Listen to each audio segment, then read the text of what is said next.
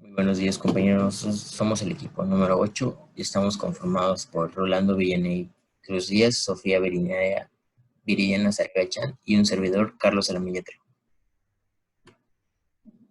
Y hoy les vamos a presentar la unidad 6 que corresponde al tema de los diccionarios de terminología médica. Empecemos. La numeración atómica es un estándar internacional en terminología anatómica desde 1955, pero este fue reemplazado por la terminología anatómica en 1998. A finales del siglo XIX se usaban aproximadamente hasta 30.000 términos para varias partes del cuerpo. Estas mismas escrituras fueron descritas por diferentes nombres dependiendo de la escuela del anatomista y la tradición nacional. Las traducciones de vernáculas de latín y de griego, así como varios términos del mismo nombre, fueron barreras para una comunicación internacional efectiva.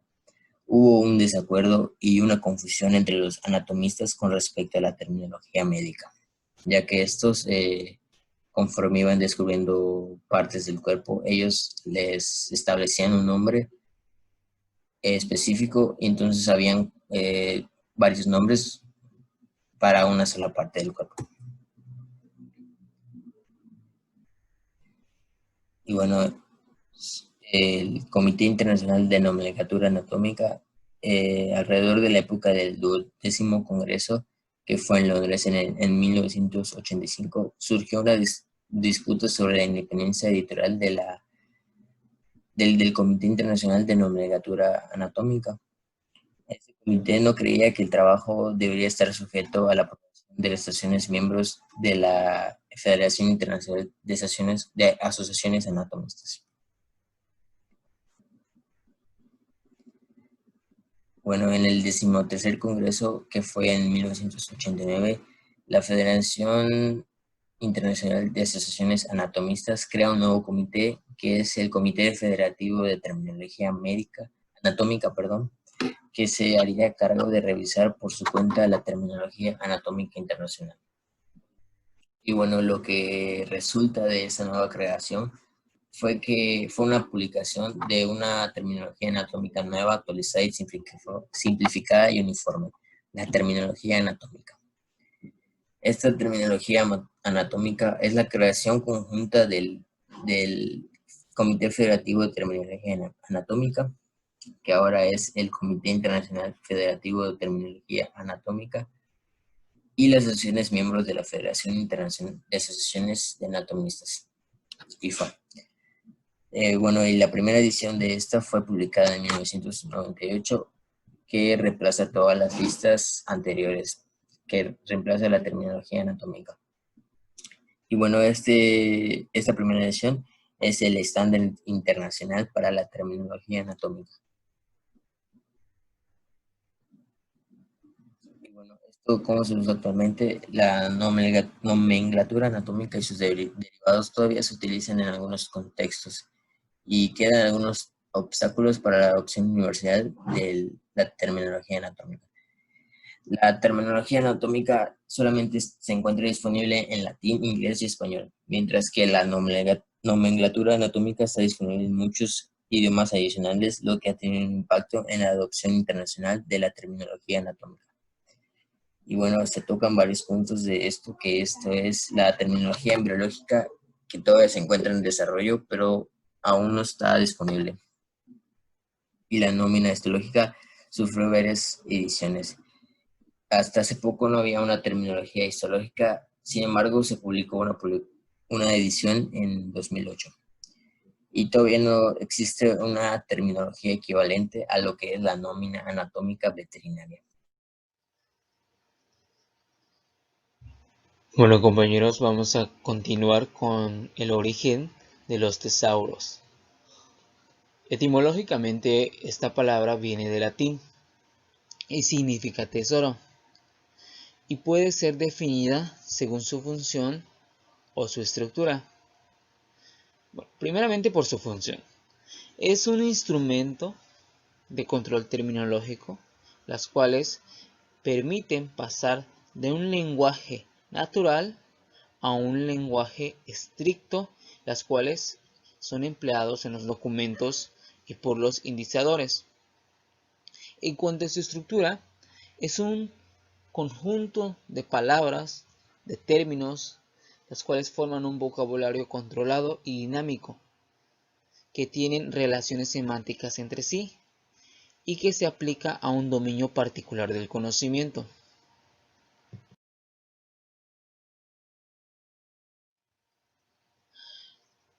En cuanto a la historia del tesauro, la primera persona que utilizó la expresión de tesauros fue un español llamado Brunetto Latini, en su propia enciclopedia llamada Livre du Trésor, la cual la escribió en francés entre los años 1262 y 1268.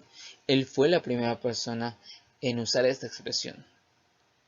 Posteriormente, uno de los tesauros o precursor de los tesauros fue Peter Mark Roget, la cual nació en 1779 y realizó un catálogo de palabras organizadas según sus significados.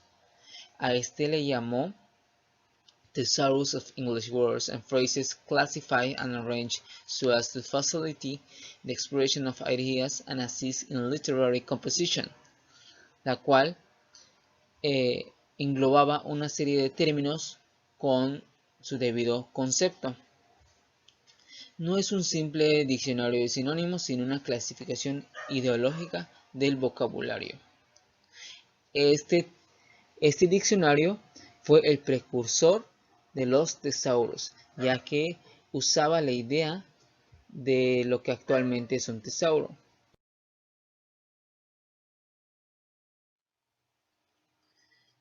Comencemos definiendo qué son los descriptores.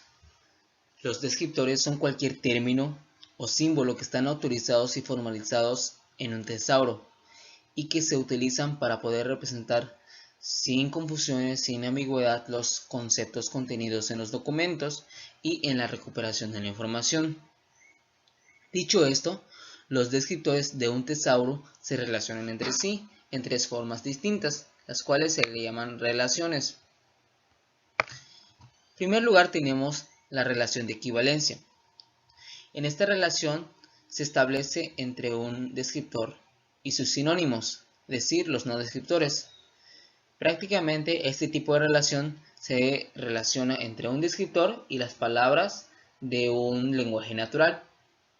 Posteriormente tenemos la relación jerárquica, que está basado en grados de superioridad y de subordinación, donde el término superior representa una clase o un todo y los subordinados se refieren a las partes o especies de estos. Un ejemplo sería Argentina, que vendría siendo la parte más superior y que representa un todo. Posteriormente tenemos Buenos Aires, que vendría siendo una parte del todo de Argentina. Y por último tenemos Entre Ríos, que vendría siendo la parte más específica del tema y que representa un barrio de Buenos Aires. Por último tenemos la relación asociativa. Esta relación se establece entre dos descriptores, pero que no puede ser considerada una relación de equivalencia o una relación jerárquica, debido a que solo se relacionan sus conceptos, es decir, los descriptores se relacionan porque significan casi lo mismo.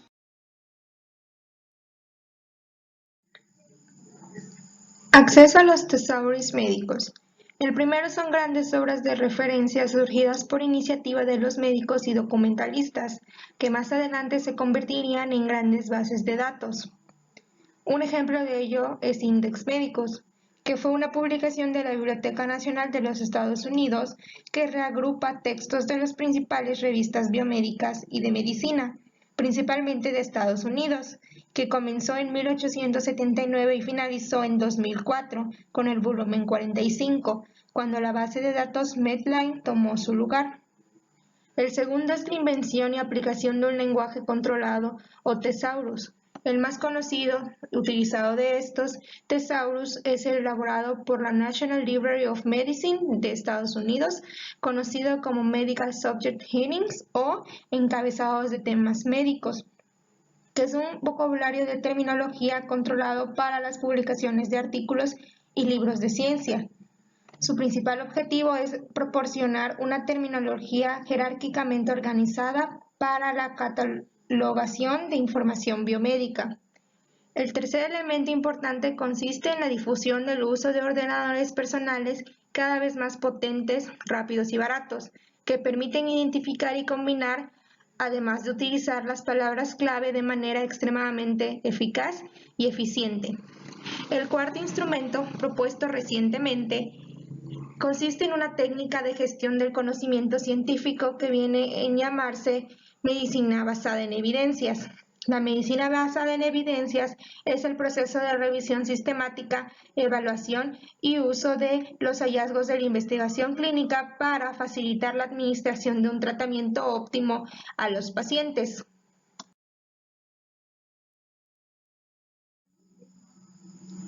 Contenido general de los tesauris. Un tesauro complementa la nómina anatómica en cuanto que se recopilan artículos escritos sobre el mismo término o la misma enfermedad. Comprende lo siguiente a grandes rasgos: un listado de términos ordenados alfabética, temática y jerárquicamente. Sinónimos de estos términos, denominados descriptores, que es una palabra o un conjunto de palabras del lenguaje corriente que responden a un concepto, es decir, son unidades lingüísticas que expresan conceptos, con la leyenda úsese o con una indicación similar para marcar el término recomendado o el término preferido. Jerarquización de entre los términos, estableciendo los términos más generales y los términos más restringidos. También la definición de los términos y una serie de artículos científicos a propósito de tales términos. La nómina anatómica, el futuro. En la actualidad, cada cierto tiempo se va revisando los términos y se van agregando nuevas palabras, o se quitan las que quedan antiguas o se modifican. A través de congresos que se realizan con anatomistas o especialistas en el área de la salud, se hacen las revisiones de los términos para llegar a unificarlas. Se van a realizar en diferentes partes del mundo y crean principios que deben seguir dichas listas de terminaciones. Actualmente se puede encontrar ya una nueva actualización de esta nómina anatómica que pertenece al año 2019.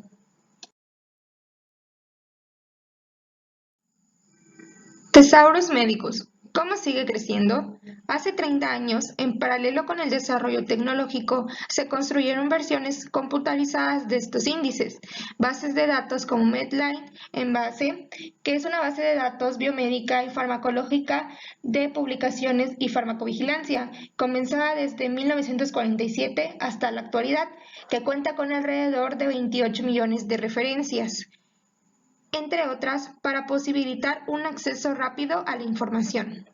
Cada año se publican entre 20.000 a 30.000 revistas médicas. Esto hace difícil el acceso al conocimiento de calidad y es un problema similar al de buscar una aguja en un pajar.